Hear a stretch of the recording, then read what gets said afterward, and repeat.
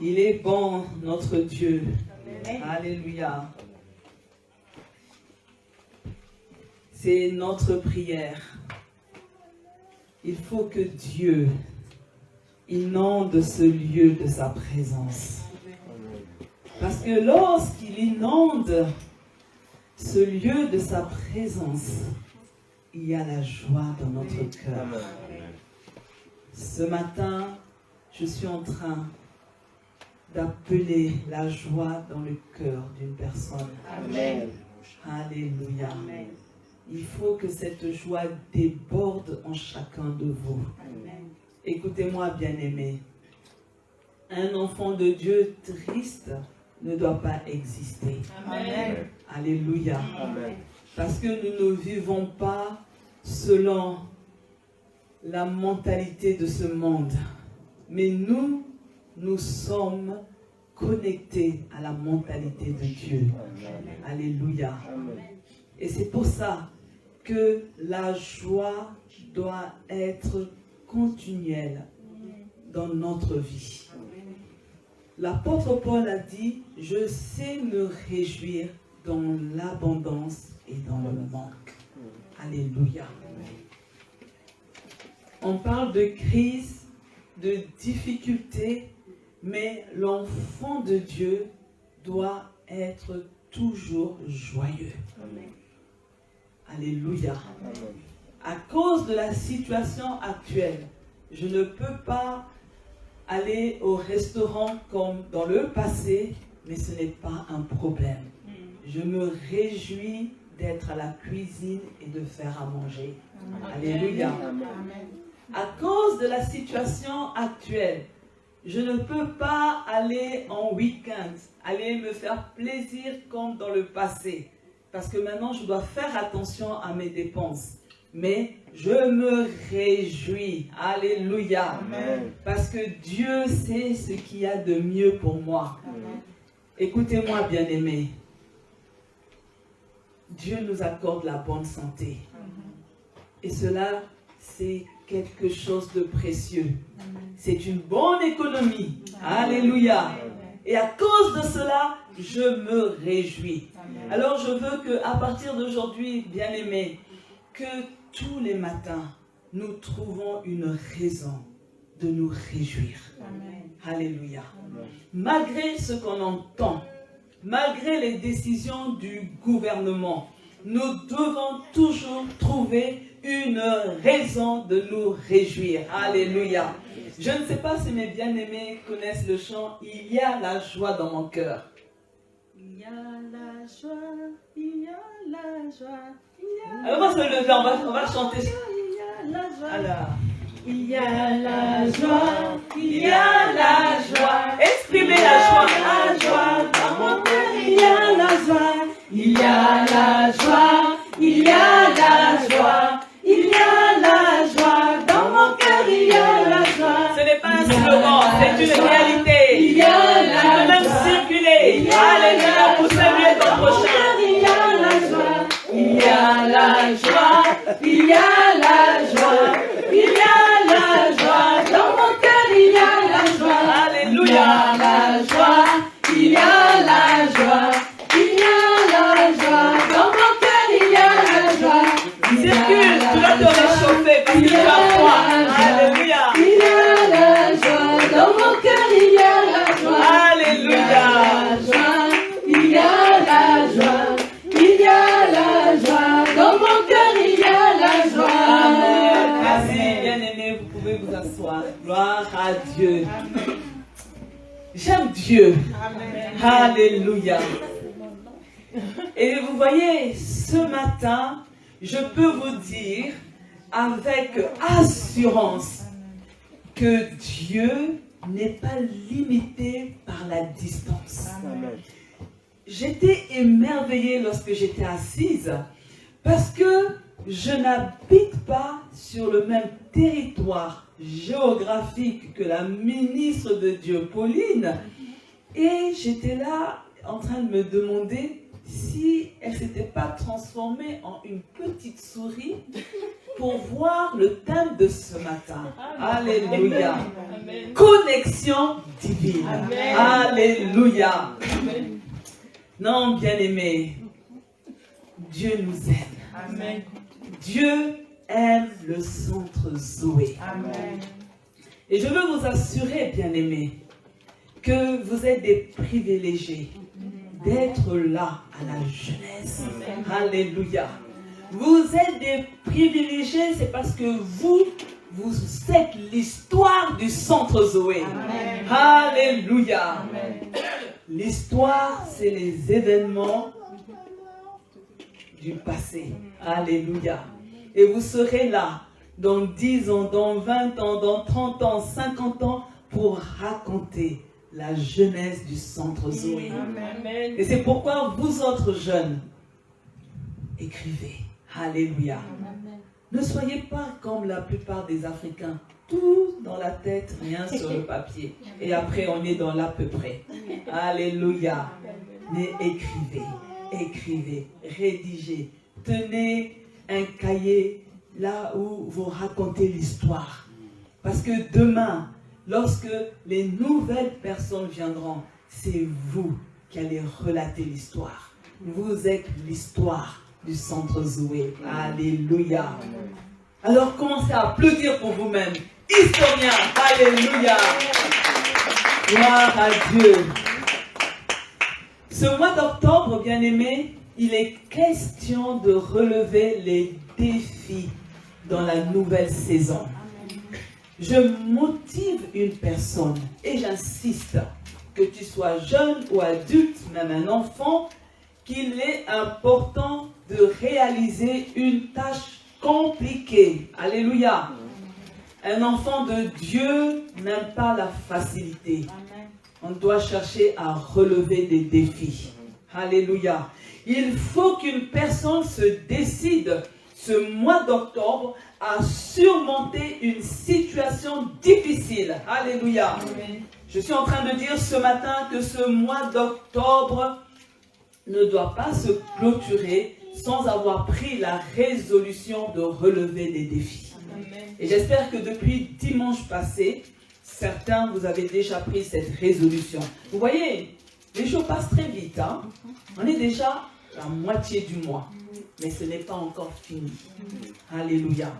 Voici une proposition d'obstacles que nous pouvons décider à surmonter. Il y a la peur, c'est-à-dire la crainte. Alléluia.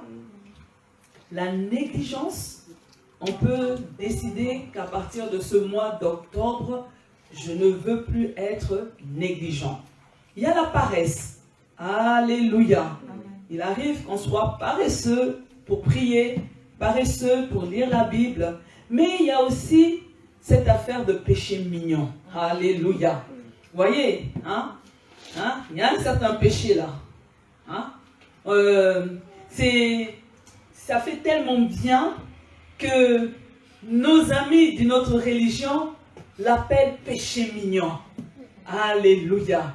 Mais il faut que tu décides de te débarrasser de ce péché mignon. Alléluia. Parce que quand on dit péché, ça veut dire que Dieu n'est pas dans cette affaire. Alléluia. Dieu a horreur du péché. Alléluia. Il n'y a pas un péché que Dieu va comprendre. Il y a des personnes qui vous disent, oui, mais moi Dieu me comprend. Dieu, il sait.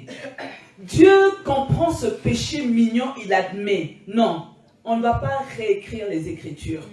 Dieu a horreur du péché. Et le salaire du péché, c'est la mort. Alléluia. On n'a pas dit que quand c'est péché mignon, tu passes au purgatoire. Non, c'est une invention des hommes.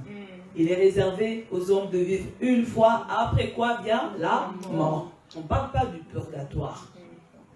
Mais aussi, bien aimé, le défi qu'on peut chercher à relever, c'est d'avoir une meilleure intimité avec Dieu.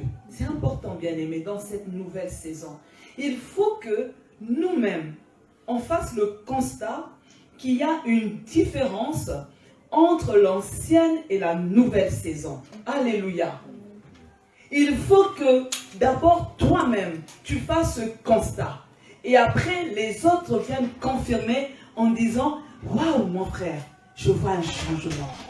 Il y a quelque chose de différent en toi. » Et là, toi, tu sais, « Yes, je suis arrivé dans ma nouvelle saison. » Quand la nouvelle saison est en route, quand tu es dans cette nouvelle saison, toi-même, tu fais le constat, mais les autres aussi rendent le témoignage qu'il y a quelque chose de nouveau, qu'il y a une nouveauté en toi. Alléluia. Et vous voyez, bien-aimés, l'enfant de Dieu ne doit pas hésiter à se fixer des challenges pour dire que je ne veux plus renoncer devant cette situation.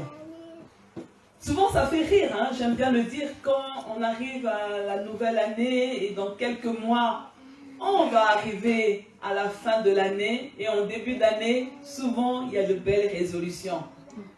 Je vais perdre du poids, je vais faire du sport, je vais manger moins. Alléluia. Vous savez, j'ai un collègue, mon meilleur collègue depuis plus de 20 ans. Et c'est marrant. Parce que tous les lundis, il m'annonce qu'il commence le régime. Et le mercredi, il dit, j'en ai marre, je mange, ce sera pour la semaine prochaine. Mais une fois, je lui ai fait remarquer ça. Il était vexé. Ah, mais tu veux dire quoi? Que je n'arrive pas à tenir? Moi, je dis, mais attends, arrête. Tous les lundis, tu m'annonces que tu fais le régime. Il mange crédité, c'est sévère. Et mercredi, on arrive aux messes. Il prend steak, frites, une grande bière. Et je lui dis, mais qu'est-ce qui se passe? J'en ai marre, maintenant je mange. Alléluia. Dieu veut que nous soyons sérieux dans nos décisions. Alléluia. Alors je suis en train de dire à une personne, oui, il y a des défis à relever. Tu vas faire des choix, mais sois aussi objectif.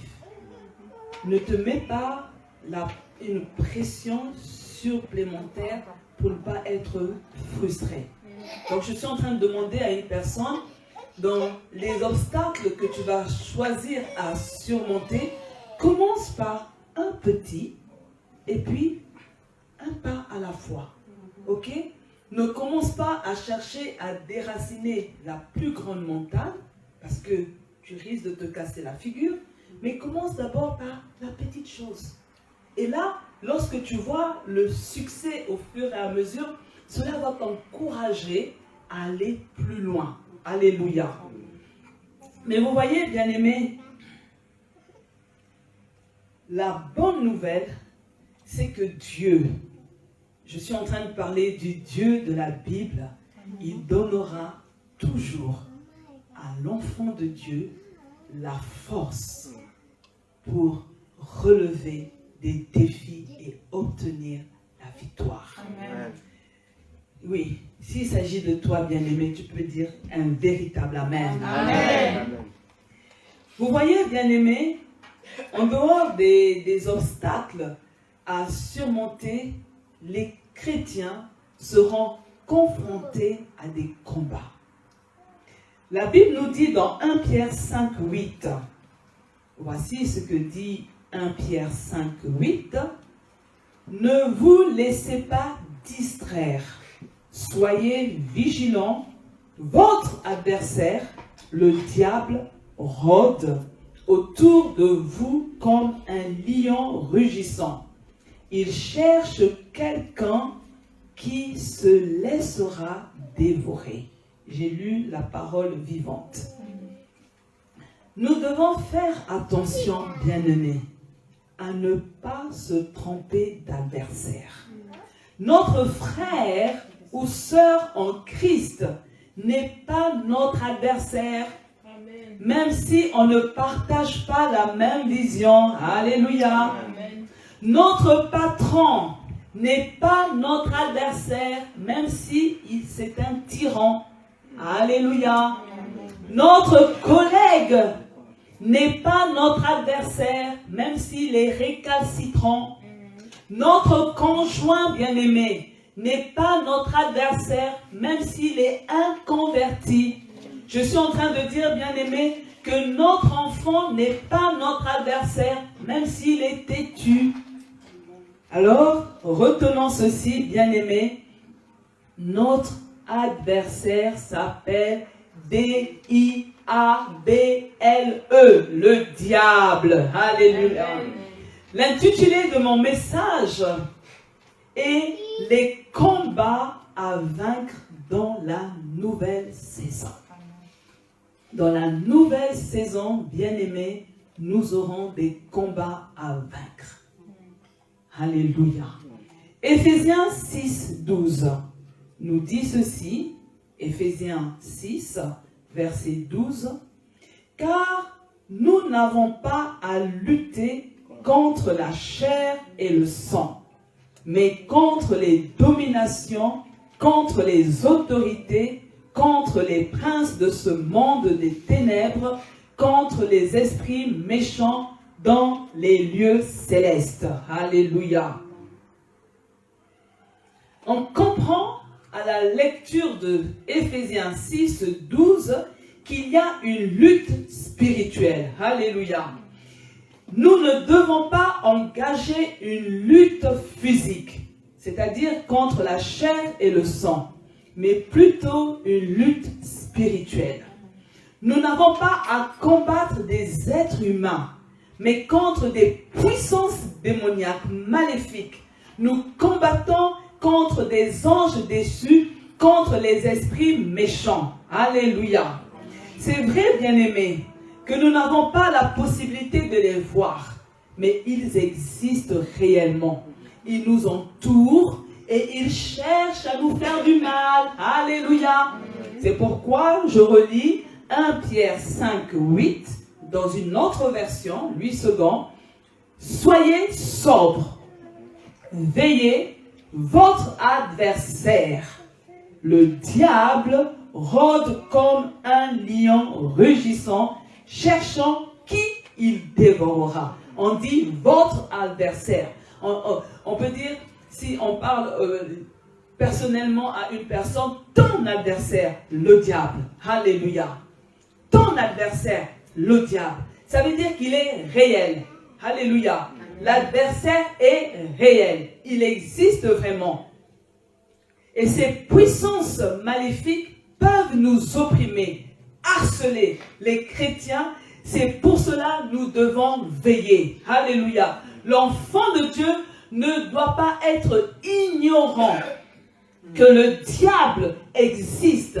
L'enfant de Dieu ne doit pas être ignorant que le diable a une seule mission, un seul objectif, c'est de te faire du mal. Alléluia. Il veut te dévorer. Le diable veut détruire ta vie. Le diable veut nuire à tes projets. Le diable veut briser ton ménage. Le diable veut que tu échoues dans tes études. Le diable veut que tu ne te maries pas. Le diable veut que tu ne sois pas une femme féconde au nom de Jésus. Le diable veut te rendre malade. Nous devons avoir conscience que le diable n'est pas notre ami. On ne doit pas faire ami avec le diable. Écoutez-moi, bien-aimé. Au départ, le diable, pour te séduire, il va faire semblant de te donner de bonnes choses. Mais c'est pour mieux t'enfoncer. C'est pour mieux t'amener à la mort et nuire à ta vie. Alors c'est pour ça que nous devons dire non au diable. Alléluia. Amen. Et vous voyez, bien-aimés, l'apôtre Paul, parce que ce que nous avons lu dans Éphésiens 6, 12, c'est une parole écrite par l'apôtre Paul. Il énumère ces anges déchus. Alléluia. Plus tard, Dieu donnera l'occasion de mieux approfondir et de comprendre, et peut-être dimanche 30, parce que ce sera une journée spéciale, je n'annonce rien, ce n'est pas à moi de l'annoncer, pour expliquer l'origine du diable. Alléluia. Parce que vous voyez, quand vous abordez les gens dans la rue, qui ne connaissent pas Dieu, ils se plaignent en disant, mais si Dieu est bon, pourquoi il a créé le diable? Alléluia. Si Dieu est bon, pourquoi le diable est là pour embêter nos vies? Pourquoi le diable est là pour contrecarrer les plans de Dieu? Pourquoi le diable est là pour nous faire souffrir? Alléluia. Et on a envie de dire, oui, on en a assez de souffrir. Nous sommes fatigués de souffrir. Mais le diable, c'est un ange déchu. Et quand il a été déchu, il a entraîné d'autres anges avec lui. Et là, dans Éphésiens 6, 12, l'apôtre Paul est en train d'énumérer les catégories. Et nous devons avoir connaissance de ça. Il parle des dominations, des autorités, des princes de ce monde, des esprits méchants dans les lieux célestes. Et nous comprenons que lorsque l'apôtre Paul est en train de faire cette énumération, c'est pour nous révéler, bien-aimés, que le diable n'est pas un idiot. Alléluia. Le diable, il est structuré et il est organisé.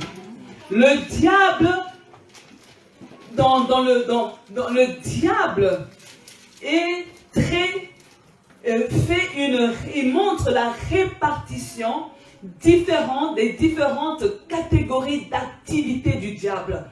Il y a une division en plusieurs niveaux d'autorité. Et là, on comprend ceci, bien-aimés, que même nous, les enfants de Dieu, nous vivons pêle-mêle. Mais le diable, dans tout ce qu'il fait, il y a une logique. Le diable ne frappe pas au hasard. La Bible dit, il rôde comme un lion rugissant. Vous voyez, il est là, il tourne.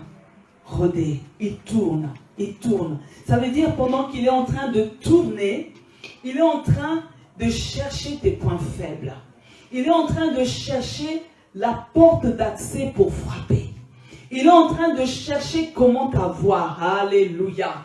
Et souvent, nous, les enfants de Dieu, quand nous sommes olé, alléluia, nous ne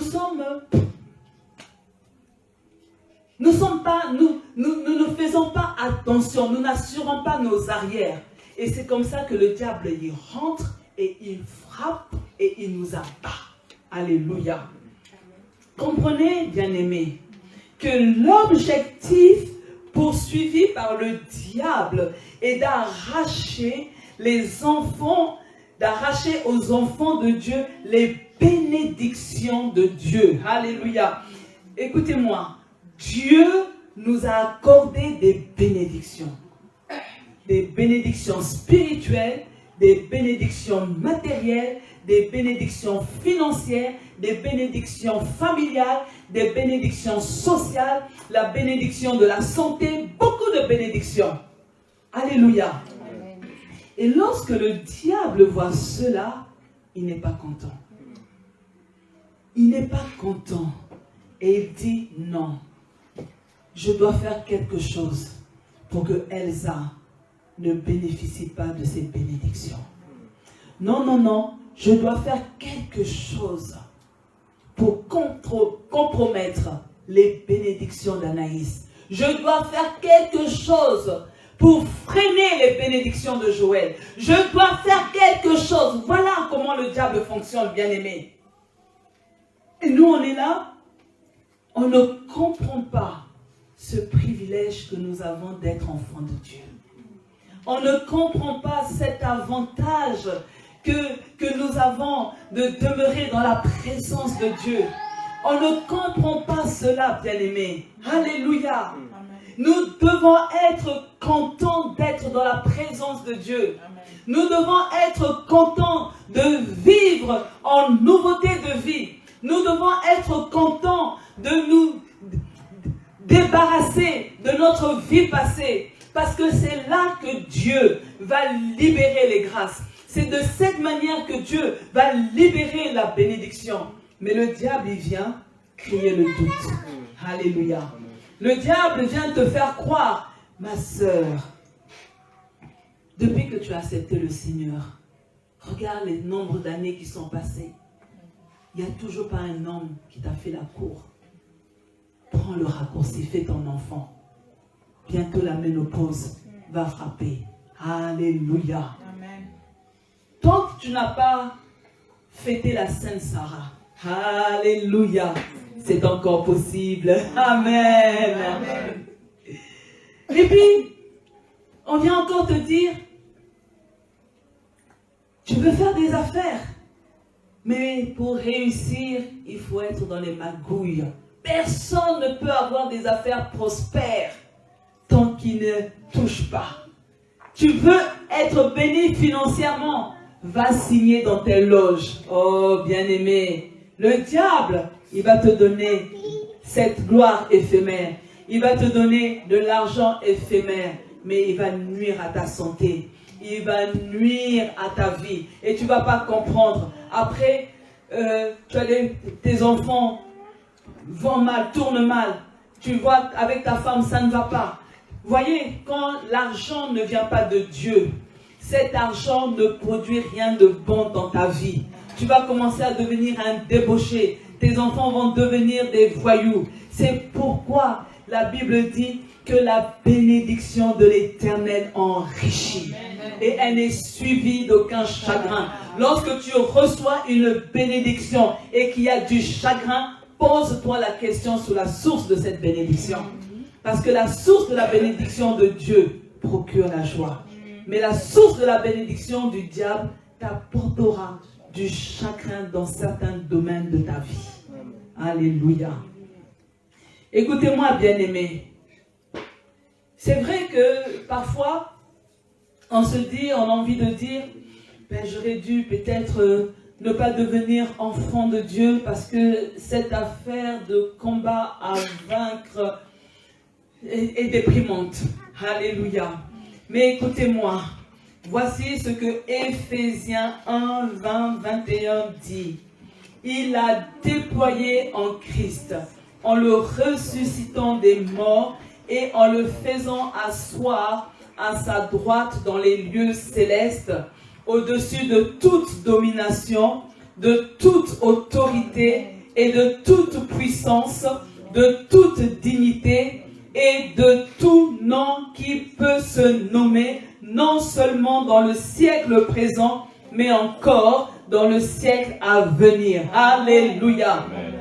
La bonne nouvelle que j'annonce pour un enfant de Dieu ce matin, c'est que à la croix, Jésus a remporté le combat contre le diable. Amen. Je ne sais pas s'il y a un enfant de Dieu ce matin, mais c'est une bonne nouvelle. Soyons rassurés de la victoire en Jésus. C'est pourquoi nous ne combattons pas pour la victoire. Alléluia. Mais nous combattons en sachant dans notre cœur que Jésus a déjà acquis la victoire pour chacun de nous. S'il s'agit de toi, dis un grand Amen. Alléluia.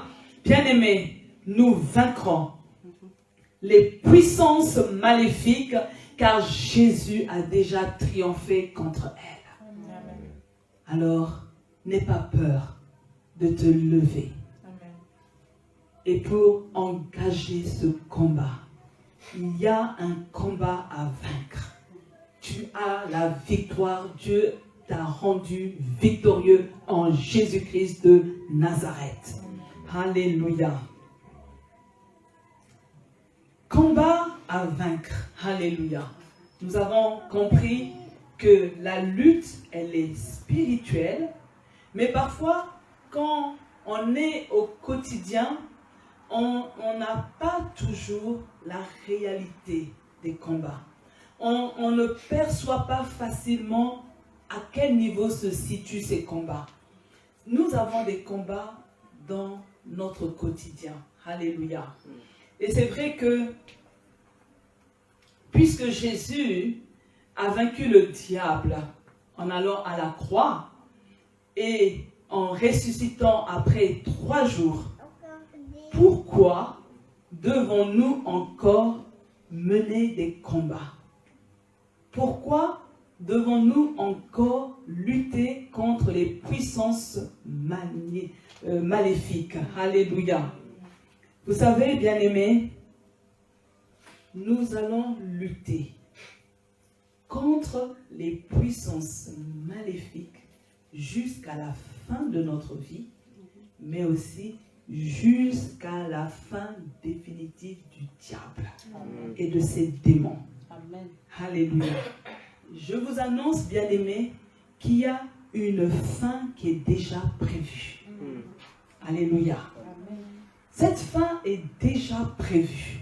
Apocalypse 20, 10 nous dit: et le diable qui les séduisait fut jeté dans l'étang de feu et de soufre, où la bête et le faux prophète. Où sont la bête et le faux prophète? Apocalypse 20, 10. Et ils seront tourmentés jour et nuit au siècle des siècles. Alléluia. Ouais. Le diable, sa destination finale est l'étang de feu. Alléluia. Et de soufre. Et il va être tourmenté là-bas avec ses démons pour l'éternité. Ça veut dire que la fin, elle est prévue. Et vous savez, et lui-même, le diable le sait. Et nous devons savoir et être conscients, nous, enfants de Dieu, parce que le diable, il connaît sa destination finale, il ne veut pas y aller seul. C'est pourquoi il séduit des hommes et des femmes. Il séduit des enfants de Dieu en leur faisant croire monts et merveilles, mais c'est un piège pour les attirer dans sa destination finale. Alléluia. C'est pour ça, bien-aimé, quel que soit ton âge, mais quand tu es enfant de Dieu, tu ne dois pas être ignorant des réalités des combats à vaincre dans la nouvelle saison. Tu dois le savoir, parce que même en tant qu'adolescent, à l'école, le diable aussi passe par tes amis pour t'attirer vers la destination finale de l'ennemi. Alléluia. Amen. Il n'y a pas un âge où le diable dit, ici, je les laisse pépère. Ils sont au calme. Non. Dans toutes les générations, le diable essaye d'attirer. C'est pourquoi vous voyez, on le voit plus souvent en Afrique, on parle des enfants sorciers. Pour la petite histoire, on nous avait appelés à l'époque en Afrique par une dame qui avait fait venir 3 neveux du village. Et depuis qu'ils étaient rentrés dans sa maison, elle ne dormait pas, elle et sa fille. Il n'y avait pas de paix, il y avait la maladie, l'argent disparaissait, ça n'allait pas. Et on arrive, vous voyez un enfant 5 ans, mais il est comme un vieux de 70 ans. Un sorcier. Je vous assure, la nuit, il est venu nous menacer. À 5 heures, on avait tous fui de la maison pour nous retrouver chez le pasteur parce qu'on a eu des retours. Alléluia. Non, c'est pour vous faire comprendre que le diable peut influencer négativement même un enfant de 2 ans. Même un adulte. Lui, il ne voit pas l'âge, mais il voit qu'il peut accéder. Alléluia. Et c'est pour ça que nous, parents, nous devons faire attention. Certains de nos enfants, c'est à l'école en jouant qu'ils ont reçu la sorcellerie à 2 ans. Ils ont été infectés par des démons en allant jouer chez leurs amis. C'est pourquoi, enfants de Dieu, ne soyons pas endormis. Il y a une réalité. Et vous allez voir souvent, le diable aime s'en prendre aux enfants de Dieu, à ceux qui sont dans la vérité. Parce qu'il sait que eux, ils ont la grâce. Mais quand il sait que toi, tu es encore dans le monde, des fois, on te laisse un peu tranquille.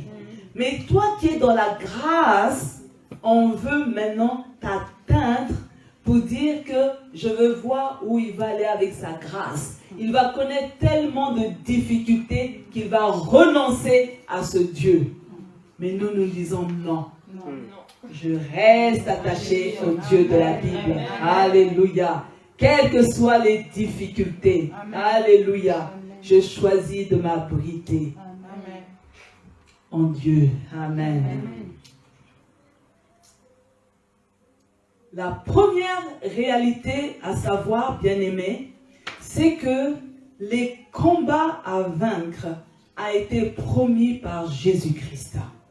Matthieu 16, 18 nous dit, « Et moi, je dis ceci, tu es Pierre, et sur cette pierre, je construirai mon église, et la puissance de la mort ne pourra rien contre elle. » Jésus promet de bâtir lui-même son église. Le diable ne pourra pas faire disparaître l'église de Jésus. Car Jésus-Christ est le Fils du Dieu vivant, c'est lui le fondement de l'église. Alléluia. En deux, bien-aimés, la réalité des combats a été révélée à Pierre. Luc 22, 31 nous dit, et je vais lire dans deux versions différentes pour une meilleure compréhension.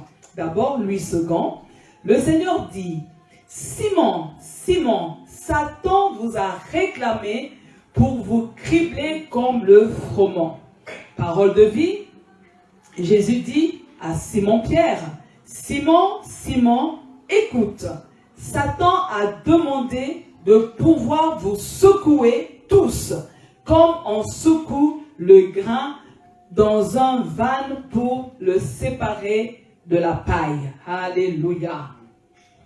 Jésus prévient les disciples en s'adressant à Pierre au sujet des projets de Satan. Voyez le projet de Satan. Le diable veut que la foi des disciples fasse naufrage. Et jusqu'aujourd'hui, c'est ça le désir du diable.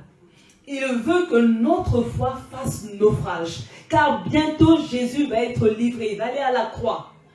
Et c'est pour ça qu'il s'était levé pour secouer les disciples. Et on doit être conscient de ça. Si cela est arrivé aux disciples, qu'en est-il de nous? Alléluia. Quand il y a une situation qui va se présenter, le diable aussi va se lever pour nous secouer. Pour un seul objectif, que notre foi fasse naufrage. Alléluia. Le diable pousse les disciples à renoncer, à poursuivre leur marche chrétienne. Alléluia.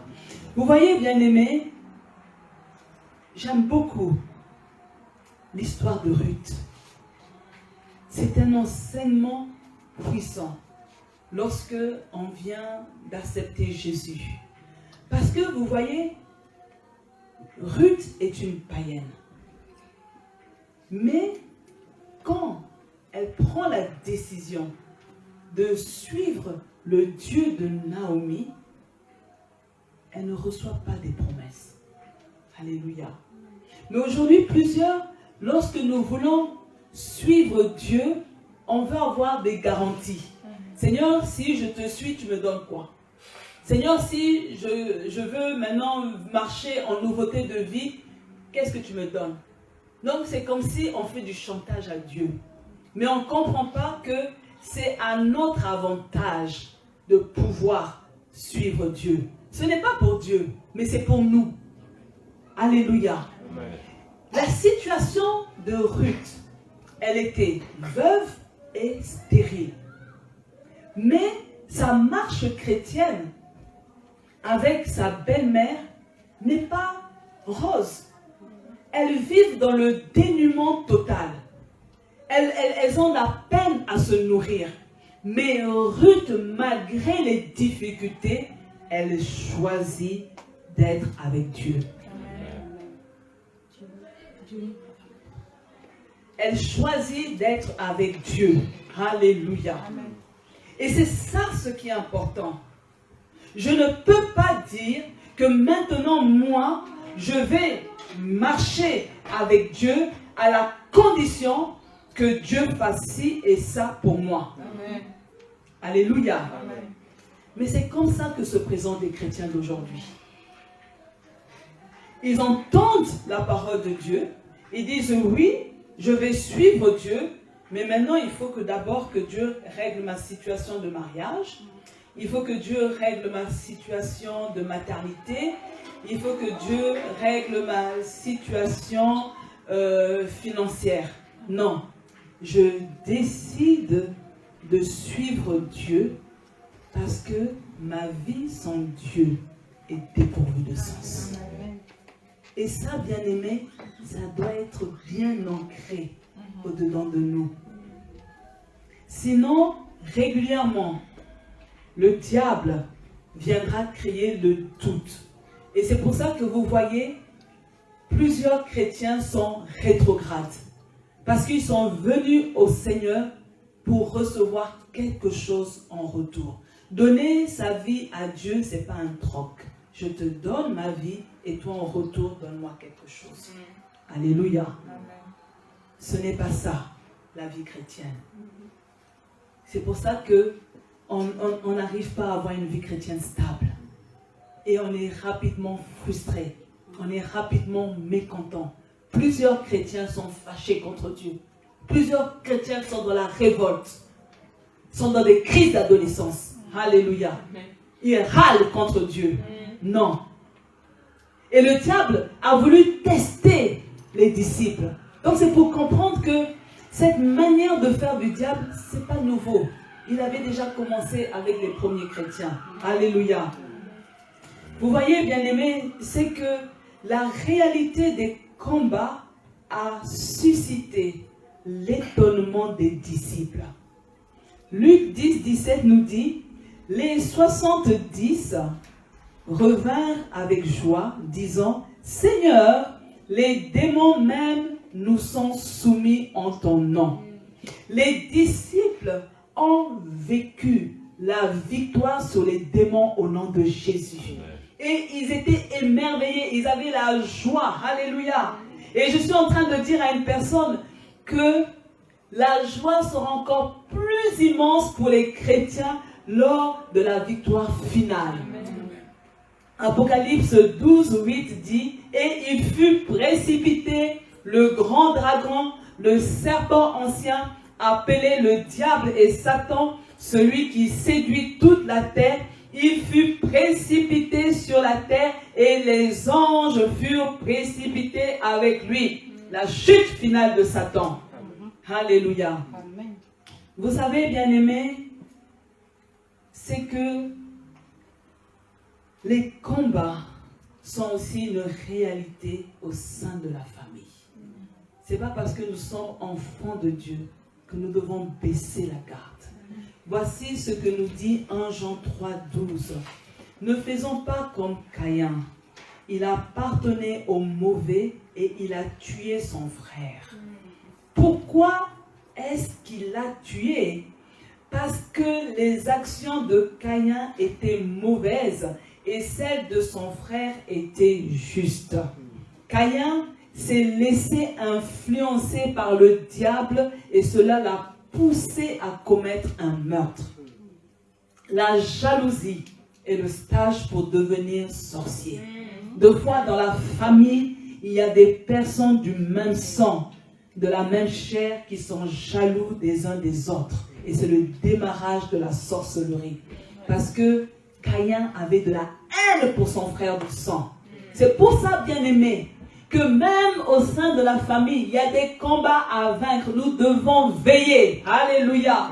Nous devons veiller qu'il y ait un amour véritable entre les frères et les sœurs. Alléluia. Entre les oncles, les tantes et patati et patata. Parce que, vous savez, ce qui m'amuse souvent, chez nous autres Africains, c'est que quand les enfants sont petits, les enfants de la sœur ou du frère sont mes enfants. Il n'y a pas de différence quand ils sont petits. Mais le bas blesse quand les enfants commencent à avoir des diplômes. Quand les enfants commencent à se marier. Et là, il y a des problèmes. Pourquoi seulement les enfants de l'autre se marient? Pourquoi seulement les enfants de l'autre ont des diplômes? Il y a la jalousie. Mais la personne ne fait pas attention que, est-ce que les enfants ont la même éducation? Alléluia. les enfants ne font pas attention. Est-ce que toi, tu as fléchi les genoux pour que tes filles se marient? Alléluia. C'est pour ça que nous devons veiller. Parce que vous allez voir qu'à un certain niveau, la jalousie vient et nous sommes face à des combats. Alléluia. La réalité des combats, bien-aimés, est aussi réelle dans le lieu de travail. Voici ce qui est dit dans Daniel 6. Je lis le verset 5 et le verset 7. Mais vous pourrez lire toute l'histoire. Et ces hommes dirent, nous ne trouverons aucune occasion contre ce Daniel, à moins que nous n'en trouvions une dans la loi de son Dieu. Le verset 7. Tous les chefs du royaume, les intendants, les satrapes, les conseillers et les gouverneurs sont d'avis qu'il soit publié un édit royal avec une défense sévère portant que quiconque, dans l'espace de 30 jours, adressera des prières à quelque dieu ou à quelques hommes, excepté à toi, ô roi, sera jeté dans la fosse aux lions. C'est la version Louis II. Le diable, bien-aimé, peut inspirer tes collègues de travail pour exécuter ses œuvres maléfiques contre toi. Alléluia.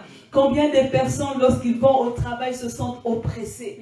Combien de personnes, lorsqu'ils vont dans leur lieu de travail, sentent des combats? Ils ont seulement une seule envie, de quitter et repartir à la maison. Alléluia. Mais vous voyez, pourquoi il y a ces oppressions? Parce que tu te distingues des autres. Tout comme Daniel. Vous savez, bien-aimé, toi, tu ne vois pas ce que tu as. Mais ceux qui sont dans le monde des ténèbres, ils voient cette lumière qui brille en toi. Et c'est pour ça qu'ils te combattent. Alléluia. Ces collègues voulaient briser l'engagement de Daniel à prier. Vous avez des collègues qui veulent vous amener dans leurs bêtises. Et toi, quand tu dis, ma foi ne me permet pas de faire cela, tu te déranges. Alléluia. Nous avons des missions. Certains s'autorisent un certain comportement dans les missions. Et quand toi, tu dis que ça, moi, je ne fais pas, oh, elle veut montrer quoi? On part en mission. Ah, on va aller dans un bar où il y a des femmes qui dansent. Moi, j'ai dit, moi, je suis chrétienne, je ne peux pas aller là. Oh, mais ça fait quoi? On va juste boire un verre et tout. Tu veux montrer quoi? Elle est toujours difficile. Bon, c'est pas difficile qu'on dit, c'est un mot qui commence par C. Il faut avoir de la personnalité, bien aimé.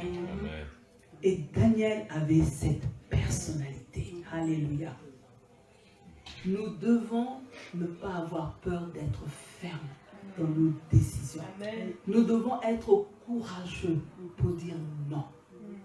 Alléluia. Amen. Et moi, avec certaines personnes, je leur ai dit, moi, vous arrêtez avec moi vos blagues à la con. Je n'aime pas ça. Alléluia. Parce que deux fois, vous voyez, il y a des débordements. Vous êtes deux fois avec des collègues, mais à un moment donné, on ne sait pas pourquoi, ils dévient sur des conversations X. Mais là, il faut avoir le courage de se lever et partir. Parce que je suis enfant de Dieu. Amen. Et je ne veux pas souiller mes oreilles. Mais parce que souvent, on a peur d'afficher notre identité. Et parce qu'on a peur du qu'en dira-t-on. On a peur des retours. Alléluia. Mais Daniel n'a pas eu peur. Il y a eu des décisions. Et vous savez quoi, bien-aimés? Mais aujourd'hui, les mêmes aiment venir dans mon bureau. On me dit, dans ton bureau, il y a une telle atmosphère. Amen. Mais eux, ils ne savent pas que le feu de l'esprit est allumé. Amen. Il y avait un homme de Dieu. Il venait tout le temps dans mon bureau. Il faisait les réceptions. Les gens prenaient rendez-vous. Il y a une telle atmosphère. Quand les gens disent, ah là, je suis énervé et tout, et si je suis en télétravail, ah, excuse-moi, je peux aller m'installer dans ton bureau. Et là, il dit, waouh, quand je suis là, je me sens détendu. Amen. Des fois, on n'a même pas besoin de beaucoup parler. Mais simplement, les gens disent, quand je suis à côté de toi, je sens comme une atmosphère de paix. Je me sens bien dans ta présence. Alléluia. Et vous voyez, hein, vous arrivez deux fois en retard, vous arrivez au restaurant, vous voyez certaines personnes sont déjà assises et il n'y a pas de place. Et toi, tu viens, tu te mets à une table seul et tu ne comprends pas. Certains décident de se lever. Et puis tu fais, oh, mais pourquoi tu abandonnes les autres? Ah non, je préfère être avec toi. On se sent bien. On peut te parler. Tu sais écouter. Mais, et puis tu donnes une réponse qui apaise. Vous voyez, je veux vous dire, la technique, c'est que vous pouvez parler de Dieu sans mentionner Dieu. Et là, ça ne fait pas un blocage. La personne se dit, waouh, ce conseil, mais elle ne sait pas que c'est un verset. Elle ne sait pas que ça puisait dans la parole de Dieu. Mais plus tard, quand elle va vouloir approfondir, vous lui montrez la parole de Dieu. Un jour, on est venu me demander, ah, excuse-moi, est-ce que tu ne connais pas un marabout? Je fais non. Parce que je sais les couleurs. Moi, j'ai dit, désolé, malgré ma couleur, je n'ai jamais vu de marabout. Mais une seule chose à laquelle je peux te connecter, c'est Dieu. Amen. Alléluia. Amen. Vous voyez, bien-aimés, c'est que cette réalité des combats, elle est même révélée aux enfants de Dieu. Voyez, bien-aimés, Matthieu 10, 22. Vous serez haïs de tous à cause de mon nom. Matthieu 10, 22. Mais celui qui persévérera jusqu'à la fin sera sauvé. Écoutez-moi, bien-aimés. Nous qui sommes enfants de Dieu, nous ne devons pas être surpris de voir des ennemis devenir des amis pour nous combattre. Je ne sais pas si vous êtes en train de me comprendre. Nous sommes enfants de Dieu. Nous allons vivre des situations où des personnes qui, à la base, sont des ennemis, vont devenir des amis pour se liguer contre toi. Et ça s'est fait dans la Bible. Luc 23, 12. Écoutez-moi. Ce jour même, Luc 23, 12. Ce jour même, Pilate et Hérode devinrent amis, d'ennemis qu'ils étaient auparavant. Ils sont devenus amis pour pouvoir crucifier Jésus. Alors que tout le monde savait que Pilate et Hérode sont des ennemis.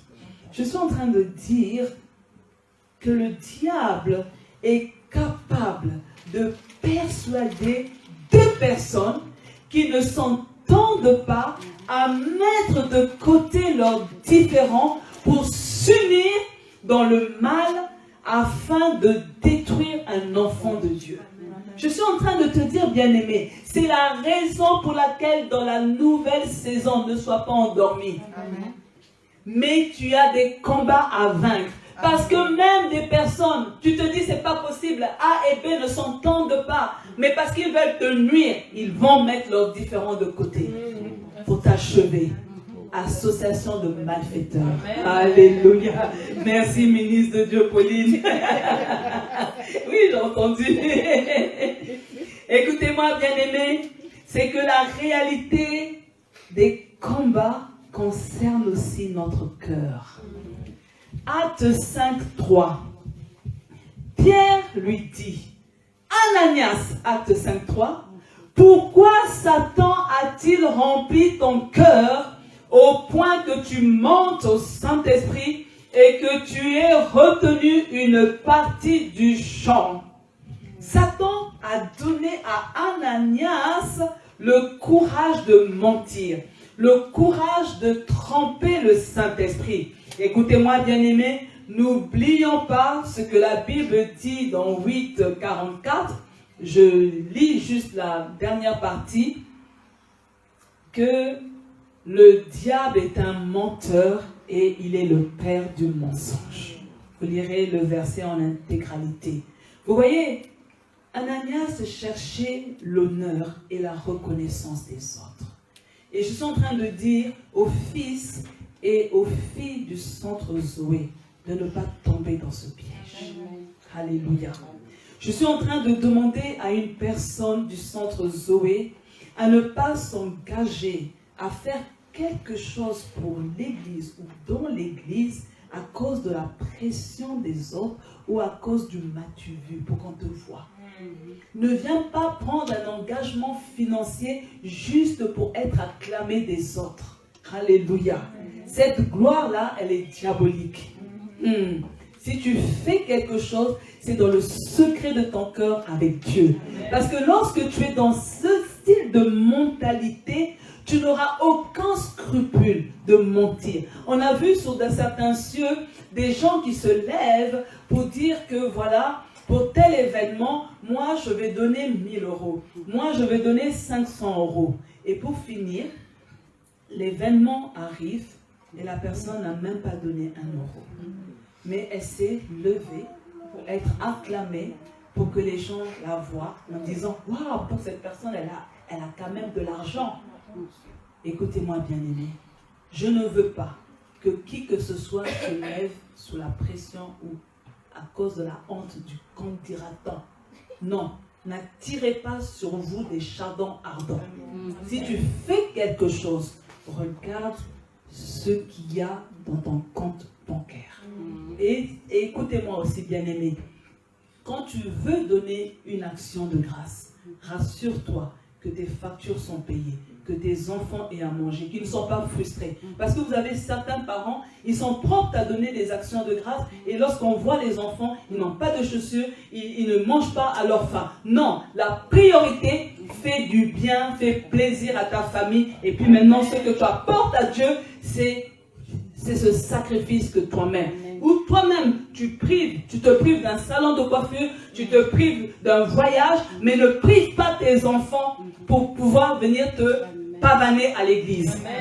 Alléluia. Amen. La réalité des combats, bien-aimés, touche également nos pensées. Matthieu 16, 23. Voici ce que nous dit la Bible dans Matthieu 16, 23. Mais Jésus se retourna et dit à Pierre, va-t'en loin de moi, Satan. Dans d'autres versions, on dit arrière de moi, Satan. Tu es un obstacle sur ma route, car tu ne penses pas comme Dieu, mais comme les êtres humains. Pierre a laissé Satan prendre possession de ses pensées. Et vous voyez, quand Satan prend possession de nos pensées, il donne des conseils tordus. Alléluia. Parce que dans le plan divin, c'était une bonne chose que Jésus soit arrêté, qu'il souffre, qu'il aille à la croix, qu'il meure et que le 3e jour, il ressuscite. Mais dans les pensées de Pierre, il pensait que c'était mauvais parce que c'est Satan qui est venu tordre ses pensées. Alléluia. Mais il a oublié que lorsque Jésus a parlé, il a dit que le 3e jour, je reviendrai à la vie. C'est pour ça que l'enfant de Dieu, il doit apprendre l'écoute. Alléluia. Amen. Souvent, l'enfant de Dieu, il est olé, olé. Je veux vraiment que dans cette nouvelle saison, que Dieu te donne la capacité d'écoute. Parce que beaucoup ont une oreille sélective. Ils perçoivent seulement le négatif, mais ils n'arrivent pas à percevoir le positif. Dans le discours de Jésus, il n'y avait pas que du négatif. Souffrir, mourir, aller à la croix. Non, mais il y a eu aussi un positif. Je vais revenir le 3e jour. Amen. Alléluia. On va terminer. La réalité des combats est réelle au sein de l'Église. 1 Pierre 3, 8. On l'a déjà lu, hein? 1 Pierre 3, 8. Non, on n'a pas lu. Enfin, ayez tous les mêmes pensées et les mêmes sentiments. Aimez-vous comme des frères et des sœurs. Soyez bons et faites-vous petits les uns devant les autres. Écoutez-moi, bien-aimés, là où il y a des êtres humains, il y aura des problèmes. Les problèmes ne vont pas manquer. Et le désir du diable, c'est de détruire l'Église. Alléluia. Parvenir à la communion fraternelle est un combat difficile. mais il est possible d'avoir la victoire. Alléluia.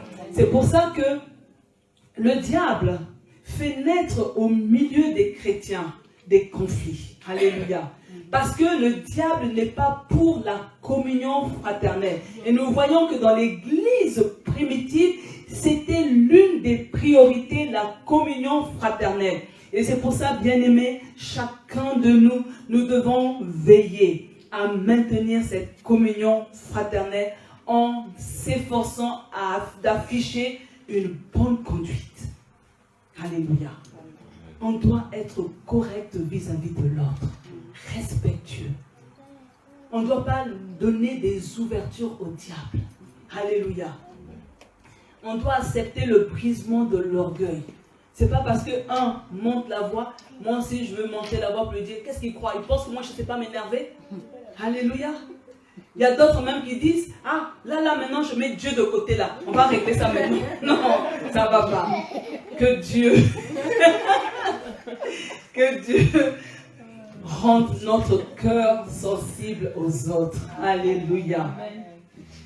La 10e chose, bien-aimée, c'est que la réalité des combats, elle est personnelle. Elle est aussi à notre niveau. Romains 7, 19.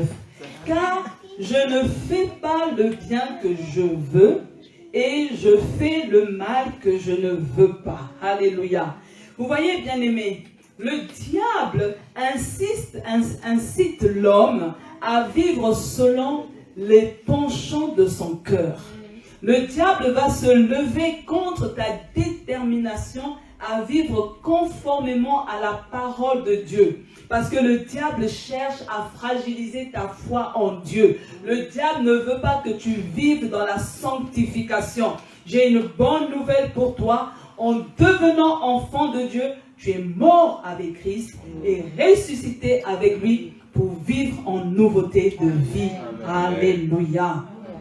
Merci Seigneur. Vous voyez, bien-aimés, c'est que les combats contre les puissances maléfiques sont une réalité. La protection de Dieu lors de ces combats est aussi réelle. Il est important de connaître notre adversaire pour mieux le combattre. Les puissances maléfiques veulent nous détruire, mais nous avons la victoire car Jésus a triomphé à la croix. Alléluia. Il a livré à la croix les principautés et les pouvoirs au nom de Jésus. Alléluia. On va se lever. L'heure est passée. Les points de prière, ce sera pour vendredi. Et ce matin, je vais quand même libérer faire des déclarations et vous répondez Amen. Amen. Alléluia. Gloire à Jésus. Ça va, on n'a pas peur? Alléluia. On est plus que vainqueurs. Alléluia. Je suis en train de déclarer ce matin qu'une muraille de protection soit élevée autour de ta vie au nom de Jésus. Amen. Qu'une muraille de protection soit élevée autour du centre Zoé au nom de Jésus. Amen. Que toute présence satanique au milieu de ta famille soit sans effet au nom de Jésus. Amen. J'interdis au diable de toucher à tes biens au nom de Jésus. Amen. J'interdis au diable de frapper tes enfants. Amen. De frapper ta famille. Amen. De frapper ton couple. Amen. Au nom puissant de Jésus, je déclare que l'Éternel combat dans le silence en ta faveur contre tous tes ennemis au nom de Jésus. Amen.